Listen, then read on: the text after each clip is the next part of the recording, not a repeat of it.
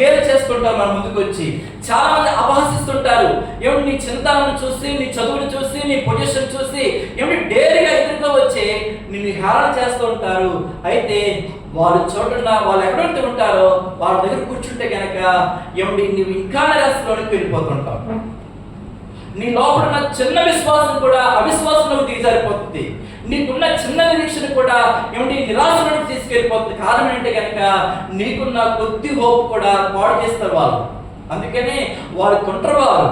వారి మాటల వల్ల నీకు ఏ ప్రయోజనం ఉండదు. వాళ్ళు ఎక్కడ కూర్చుంటే కనుక నీకున్నదంతా పోతు తప్ప మిగిలేది ఏమన్నదు. అందుకని దేవుడు చెప్తున్న ఒకే ఒక మాట ఏంటంటే కనుక వారు ఉన్న స్థలంలో నువ్వు నడవద్దని చెప్తున్నాడు. వారు నడిచే మార్గాల్లో నువ్వు నడవకూడదు. రెండవది వారు నిలిచిన స్థలంలో నువ్వు నిలవడానికి వీలేదు అంటున్నాడు. మూడవది వారు ఎక్కడైతే కూర్చుంటారో నువ్వు కూర్చోడానికి వీల్లేదు. ఆయన మార్గాల గురించి వారి యొక్క మార్గాలు ఎలా ఉంటాయో, వారి పనులు ఎలా ఉంటాయో, వారితో ఎలా ఉంటారో ప్రభు వారు సెలవిస్తున్నాడు. 1 కొరింథీ పత్రిక 5వ అధ్యాయం 11వ వచనం చదువుతాం ఒకసారి. 1 కొరింథీ 5వ అధ్యాయం 11వ వచనం.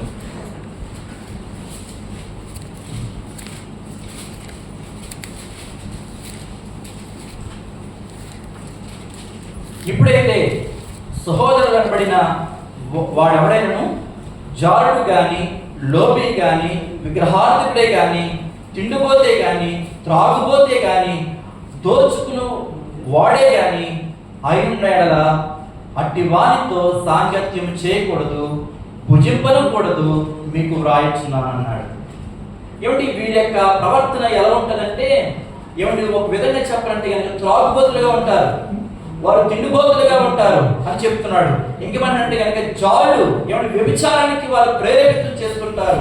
విగ్రహారాధనకి ఏమిటి వారు ఏవేవో చూపిస్తుంటే ఆకర్షణమైన ఏమిటి పరిస్థితులు చూపించి వాటి వెనకాల మనం తీసుకెళ్ళిపోతుంటారు. నా ప్రియమైన ఎవరో పెట్టారా, దేవుడి రోజు మనకి నేర్పిస్తున్న ఒక మంచి మాట ఏంటంటే కనుక ఏమిటి ఇప్పుడే లేక మొక్క వలె నువ్వు ఎదుగుతున్నావు. ఈ రోజున లోకమేంటో, పాపమేంటో, దేవుడేంటో, దైవమేంటో ఇంకా అవగాహన లేని వయసులో ఉన్నారు మీరు. ఏమిటి పాపాన్ని పాపంగా చూసే కళ్ళు మనకి ఇంకా రాలేదు. ఇలాంటి లేత వయసులో దేవుడు మనతో మాట్లాడుచున్నట్టు కనుక నువ్వు ఫలించాలనుకుంటున్నావు కదా, నువ్వు ఆశీర్వదించబడాలనుకుంటున్నావు కదా, నువ్వు చేస్తున్న ప్రతి పనిని దీవెనకరంగా ఉండాలని కోరుకుంటున్నావు కదా. ఇదిగో నేను ఒక మాట చెప్తాను నా ప్రియమైన కుమారుడా, నువ్వు జాగ్రత్తగా ఆలోచించని చెప్తుంటే కనుక లోబులతో సాంగత్యం చేయొద్దు అంటున్నాడు, విగ్రహార్థికులతో సాంగత్యం చేయొద్దు అంటున్నాడు. ఏమిటి మళ్ళా ఇంకేమిటి చెప్తున్నట్టే కనుక ఏమిటి త్రాగుబోతులతో సాంగత్యం చేయొద్దు అంటున్నాడు, తిండిబోతులతో సాంగత్యము చేయొద్దు. వేరే దుష్టుడు, వేరే పాపులు, వేరే అపహాసకులు నీ జీవితాన్ని ఏమిటి నెట్టింట ముంచేస్తారు. ఆ మీదట నువ్వెవరో నాకు తెలియదని పారిపోతుంటారు. నువ్వు ఆపదలు ఉంటే వారు ఏమిటి అక్కడ చేర్చుకోరు. నువ్వు బాధలో ఉంటే కనుక నువ్వు ఓదార్చడానికి ఎవరు రాడు. ఆ సమయంలో నీకున్న ఏమిటి సమస్తమంతా కూడా వారు పిండి వాడుకొని నిన్ను వదిలేస్తే తప్ప నీకు ప్రయోజనకరంగా ఏమాత్రము కూడా ఉండరని దేవుని యొక్క వాక్యం సెలవిస్తుంది. అయితే ఏమిటి ప్రభు వారు అంటున్నాడు వారి మార్గాలు నడవద్దు అంటున్నాడు. మరి ఏ మార్గం నడమంటున్నాడు? వారు ఎక్కడైతే కూర్చుంటున్నారో అక్కడ నిలవద్దు అని చెప్తున్నాడు. ఎక్కడ కూర్చుంటున్నారో అక్కడ కూర్చోవద్దు అంటున్నాడు. మరి ఇప్పుడు ఏం చేయమని అంటే గనక 3 మాటలు చెప్తున్నాడు. కొలస్సీలకు రాసిన పత్రిక 2వ అధ్యాయం 6వ వచనం చదువుతాం. కొలస్సీలకు రాసిన పత్రిక 2వ అధ్యాయము 6వ వచనం చదువుతారా ఎవరైనా? స్పీడ్గా తీసుకున్నాడు. కావున మీరు ప్రభువైన యేసు క్రీస్తు యేసును అంగీకరించిన విధముగా ఆయన యందు వేరుపారిన వారై ఇంటి వలె కట్టబడుచు మీరు నేర్చుకున్న ప్రకారము విశ్వాసమందు స్థిరపరచు కృతజ్ఞతాస్తులు చెల్లించుచు ఆయన విస్తరించుచు ఆయన యందుండి నడుచుకోండి అంటున్నాడు. మళ్ళీ ఎక్కడ నడవద్దు అంటున్నాడంటే గనక దుష్టుల ఆలోచన చెప్పు నడవద్దు అంటున్నాడు. ఇప్పుడు ఎలా నడమంటే గనక క్రీస్తు యేసునందు ఏమండి మీరు దేవుని కొరకు నడవాలి. హల్లెలూయా, హల్లెలూయా. ఈ మాటలు మనం చూస్తే గనక ఆయన వేరుపారిన వారే అంటున్నాడు. రెండవది ఇటీవల కట్టబడుచు అంటున్నాడు. మూడవది విశ్వాసమందు స్థిరపడుచు అంటున్నాడు. నాలుగవది కృతజ్ఞతాస్తుతులు చెల్లించు అంటున్నాడు. ఇవన్నీ కూడా ఏమండి అవి నడిచేటట్లే ఉంటున్నాయి. వాటి యొక్క భావాలను చూడ ఇల్లు ఒక్క దఫాలో కట్టబడడానికి అవదు. ఏమండి, మెల్లమెల్లగా కింద పుట్టింగ్స్ వేస్తాం, తర్వాత పిల్లర్స్ వేస్తాం, తర్వాత స్లాబ్ వేస్తారు, గోడలు కడతారు. ఒక్కొక్క పని ఎలాగైతే ఏమండి మెట్టుకు కింద నుంచి పైకి ఎక్కుతూ ఉంటుందో ప్రభువులో కూడా మనం అలా నడుచుకుంటూ వెళ్ళాలంటున్నాడు. దేవుని స్తోత్రం. విశ్వాసం ఒకసారి వచ్చేది, విశ్వాసంలో కూడా ఒక్కొక్క మెట్టు ఎక్కుతూ వెళ్ళాలని చెప్తున్నాడు. మూడో చూస్తే కనుక ఏమంటే కృతజ్ఞతాస్తులు చెల్లించుచు అంటున్నాడు. చెల్లించి అంటే లేదు, చెల్లించుచు అంటే కనుక ఏమంటే కంటిన్యూస్ గా చేయవలసిన పనులు ఉన్నాయి. ఇవి నేర్చారంటే కనుక మనం చేయుచు వెళ్ళాలి. హల్లెలూయా, హల్లెలూయా. ఆ ఆలోచనలు పక్కన పెట్టి దేవుని పనుల్లో, దేవుని కార్యాల్లో మనం ఉండాలి అని దేవుని యొక్క వాక్యం సెలవిస్తుంది. ఎఫెసీయులకు రాసిన పత్రిక 6:14 మనం చూస్తే కనుక, ఎఫెసీయులకు రాసిన పత్రిక 6:14 ఏమన్నాడు చూడండి. ఏదైనా మీ నడుములకు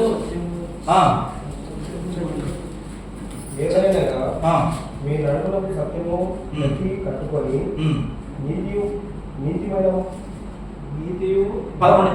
అందుచేతను మీరు ఆపద్దిమందు వారిని ఎదురించుటకును సమస్త నెరవేర్చిన వారై నిలబడటకు శక్తిమంతులగునట్లు దేవుడిచ్చి సర్వాంగ కవచమును ధరించుకోండి అంటున్నాడు. ఏమిటి నడవమని చెప్పాడు ఇందాక, ఇప్పుడు నిలిచుడి అని చెప్తున్నాడు. దేవుడు నిలిచుడంటే కనుక దేవుడిచ్చే సర్వంగ కవచాలని, దుష్టుడు వేసే ప్రతి అగ్నిబాణాన్ని కూడా మనం పోల్చాలంటే కనుక దేవుడిస్తున్న సర్వంగ కవచాలను ధరించి ఏమంటే యుద్ధములకు సిద్ధమైన సైనికుడు వారే మన యుద్ధారంగంలో నిలబడాలి. హల్లెలూయా, హల్లెలూయా. ఎంతవరకు ఎక్కడ నిలుచున్నాం అంటే కనుక పాపులు ఎక్కడైతే నిలుచున్నారో, ఏమంటే దుష్టులు ఎక్కడైతే నిలుచున్నారో, ఏమంటే వాళ్ళ మార్గాలు ఎక్కడైతే నిలుచున్నాయో అక్కడ నిలుచున్నాం. ఇప్పుడు అక్కడ నిలబడడానికి వీల్లేదు. ఏమండి, మనం చూస్తే కనుక సంసారంలో ఒక యవనస్తుడు కనబడుతున్న బైబిల్ గ్రంథంలో ఆయన ఎక్కడ నిలిచినాడో తెలుసా? వ్యభిచారులు ఏమండి గృహాల దగ్గరికి వెళ్ళి నిలిచినట్టుగా మనం చూస్తుంటాం. వ్యభిచారులు ఎక్కడైతే నివాసం చేస్తారో, ఏమిటి వారి యొక్క గృహాలు ఎక్కడైతే ఉంటాయో ఆ స్థలాలకు వెళ్ళి తచ్చులాడుతున్నాడు. ఏమిటి తచ్చులాడుతున్నా ఏమిటి ఆ యొక్క సంస్థల్ని కవలించేసింది పాపం. దేనిలో కవలించేసింది? ఏమంటే ఆ వ్యభిచార స్త్రీలు కవలించారు. ఆయనకున్న అభిషేకాన్ని, ఆయనకున్న దైవత్వాన్ని కూడా అంతటిని పాడు చేసి భద్రం చేస్తున్నాయి. వారిని ఎదగవలసిన వాడిగా ఏమంటే కూల్ చేసినట్టుగా మనం చూస్తుంటాం. నా ప్రియమైన దేవుని పిల్లారా, మనం నడిచి చోట నడవాలి, రెండవది నిలిచి చోటనే నిలవాలి. మూడవది ఆ పక్క పేసి మనం తీసుకెళ్తే కనుక ఎఫెసీయులకు రాసిన పత్రిక 2వ అధ్యాయము 7వ వచనం చదువుతున్నాను చూడండి. క్రీస్తు యేసునందు మనలను ఆయనతో కూడా లేపి పరలోకమందు ఆయనతో కూర్చుండబెట్టాను అంటున్నాడు. హల్లెలూయా. ఎవరు కూర్చుండబెట్టాడు మనల్ని? పరలోకంలో ఆయన కృపాసన, తండ్రి కృపాసన దేవుడు మనల్ని కూర్చుండబెట్టాడే. చూసారు కదా, ఎక్కడ నిల్చుండకూడదో అక్కడ తీసుకొచ్చి ఎక్కడ నిలబడాలో అక్కడ నిలబెట్టాడు మనల్ని. ఎక్కడ నడవకూడదో అక్కడ తీసుకొచ్చాడు, ఎక్కడ నడవాలో అక్కడ నడిపిస్తున్నాడు. ఏమిటి ఎక్కడ కూర్చోకూడదో అది చెప్తున్నాడు, అక్కడ తీసుకొచ్చి ఎక్కడ కూర్చుండాలో అక్కడ కూర్చుని పెట్టాడు మన దేవుడు. దేవునికి స్తోత్రం, హల్లెలూయా. ఈ రోజు భూమి మీద బ్రతుకున్న మనల్ని మన స్థానం మారింది. ఎక్కడంటే కనుక ఈ భూమి ఉండగానే మన పాపాలను ఒప్పుకున్నాం, ప్రభు రక్తంలో మన పాపాలని కడుక్కున్నాము, విమోచించబడ్డాము, నీతిమంతులుగా చేయబడ్డాము. మనం తీసుకెళ్లి ప్రభు మన స్థానం ఎక్కడ మార్చండి కనుక తండ్రి కుడిపార్శ్వన మనం కూర్చుండబెట్టాడు. దేవునికి స్తోత్రం కలిగాక. హల్లెలూయా. ఈ రోజున నువ్వు కూర్చున్న ప్లేస్లు ఎక్కడ ఉన్నాయో తెలుసుకోవాలి, ఆలోచించు. నువ్వు ఎక్కడ నడుస్తున్నావో ఆలోచించుకోవాలి. నువ్వు ఎక్కడ నిలుచుంటున్నావో మనం పరీక్షించుకోవాలి. అయితే ప్రభు యొక్క వాక్యం మనతో సెలవిస్తున్నానంటే కనుక అట్టివాడు ఫలించడు అని అంటుంది. ఎట్టివాడు? దుష్టుల ఆలోచన చెప్పు నడిచేవాడంట ఫలించడు. దేవుని యొక్క వాక్యం చూడండి 4వ వచనం.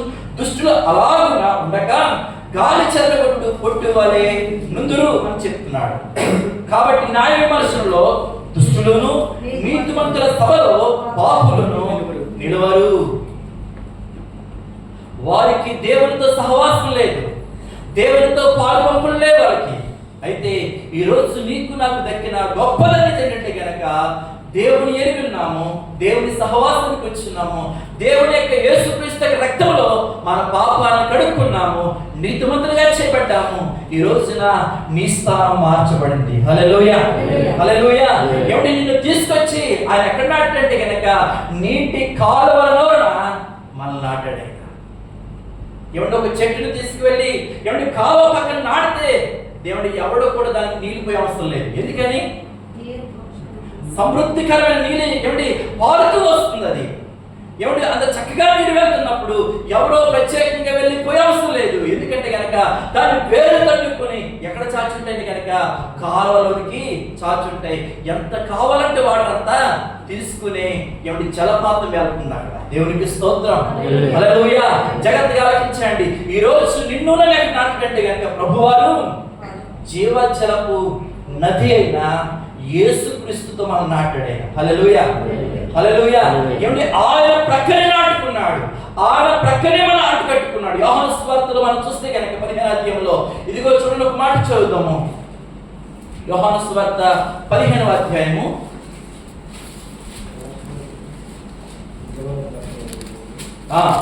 చదవండి. నిజమైన ద్రాక్షవల్లి నేను, 5వ వచనం. ద్రాక్షవల్లి నేను, తీగల మీరు. ఎవడు నా యందు నిలిచునో, నేను ఎవరి యందు నిలిచుందునో వాడు బహుగా ఫలించును. నాకు వేరుగా ఉండి హల్లెలూయా, హల్లెలూయా. ఏమంటే ఆయనకి వేరు ఉండి మనం ఏమి చేయలేం. మన దేవుని యొక్క వాక్యం సెలవిస్తుంది. ఎక్కడ నాటి మనం తీసుకెళ్ళంటే కనుక ఆయనతో మనల్ని అంటుకట్టాడు. ఆయన ఉన్న స్థలంలో మనం నాటుకున్నాడు. ఎందుకంటే కనుక ఆయన జీవజలపు ఓట ఆయన. అందుకని ఏమంటే సమరయ స్త్రీతో మాట్లాడుతున్నప్పుడు, అమ్మా నేనిచ్చి నువ్వు తాగితే గనక మరి ఎన్నడూ కూడా తప్పుకోనమని చెప్పాడు ఆయన. మరి ఎన్నడూ కూడా నువ్వు తప్పుకోనమంటే గల కారణం అంటే గనక ఆయన జీవజలం ఉన్నది. అందుకనే ఆయన సహవాసానికి మనం పిలిచాడు. ఆయన ఎక్కడున్నాడో మనకు కూర్చుని పెట్టాడు. ఆయన ఎక్కడ నడుస్తున్నాడో మనకు నడిపిస్తున్నాడు. ఆయన ఎక్కడ నిలుచున్నాడో మనల్ని అక్కడ నిలబెడుతున్నాడు. కాబట్టి మనం ఫలించడానికి పిలువబడ్డాం. ఆయన జీవమైన దేవుడు, జీవజలపు నది అయిన దేవుడైనా. అందుకని ఆయన ఇచ్చి నీళ్ళు తాగితే గనక, ఆయన ఇచ్చి జీవజలపు నది దగ్గరికి మనం నాటబడితే గనక మరి ఎన్నడూ కూడా ఏమండి మనం ఆకలి గుణము దప్పికొనమని దేవుని యొక్క వాక్యం సెలవిస్తుంది. నా ప్రియమైన దేవుని పిల్లరా, దేవుడు మనకిచ్చిన గొప్ప భాగ్యం ఏంటి తెలుసా? ఏమండి పూర్వము మన స్థితిగతిని మనం చూస్తే కనుక దుష్టుల చెప్పున నడిచిన మార్గాలే మనకి. పాపులు నిలిచిన స్థలంలో నిలిచిన వారు ఏమంటే అపహాసకులు ఎక్కడున్నారో వారి పక్కనే చేరిపోయాం, వారి పక్కన నడుచుకుంటూ వెళ్ళాం. అయితే ప్రభు మహాకృప, ఆయన మహాదయ, ఆయన కరుణాసంపన్నుడైంది నిన్ను నన్ను ప్రేమించాడైనా ఏమంటే అక్కడి నుంచి పెరికి వేసి ఆయన నాటుకున్నాడు. ఎంత గొప్ప ధన్యత అండి. హల్లెలూయా చెప్పు ఒకసారి. దేవుని స్తుతిద్దామా గట్టిగా. ఆయన మనం పెరికి వేస్తాడు. అక్కడి నుంచి పెరికి వేసి తెచ్చుకుని ఏం చేశాడంటే కనుక కారు ద్రాక్షాలైన మనల్ని ఆయన మంచి ద్రాక్ష చెట్టుతోటి మనం చేసినట్టు కనుక అంటు కట్టుకున్నాడు. వేరు ఎలా ఉంటే దాని కొమ్మలు కూడా మంచిగా వస్తాయి, వేరు ఎలా ఉంటే దాని ఫలాలు కూడా మంచిగా వస్తాయి. ఆయన మంచి వేరు కలిగిన వాడు. ఆయన దేవునికి స్తోత్రం కలిగాక ఆయన మంచి ఫలాలు ఫలించే దేవుడు కనుక ఆ మంచి ఫలమైన ఆ చెట్టుతో, క్రీస్తు అనే చెట్టుతోటి మనల్ని అంటు కట్టాడు. ఆయన ఈరోజు నిన్ను ప్రభు అన్నాడు, నువ్వు ఫలిస్తావు, నిరీక్షణతో ఉండు, ధైర్యంగా ఉండు, నువ్వు అభివృద్ధి చెందుతావు, నువ్వు ఫలవంతంగా ఉంటావు, నీ జీవితం ఆశీర్వాదకరంగా ఉంటుందని ప్రభు మనతో మాట్లాడుతున్నాడు. ఎంత గొప్ప కార్యం చేసిన దేవునికి మన హృదయపూర్వకంగా 2 చేతులు ఎత్తి దేవుని స్తుతించవలసిన సమయం ఇది. లేచి నిలబడి ప్రభుని ఆరాధన చేద్దాం.